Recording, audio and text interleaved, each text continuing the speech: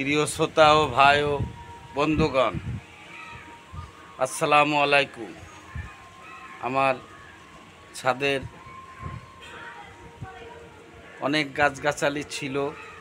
ছাদটা নর্মাল বলে সব গাছ আমি গ্রামে পাঠিয়ে দিয়েছি।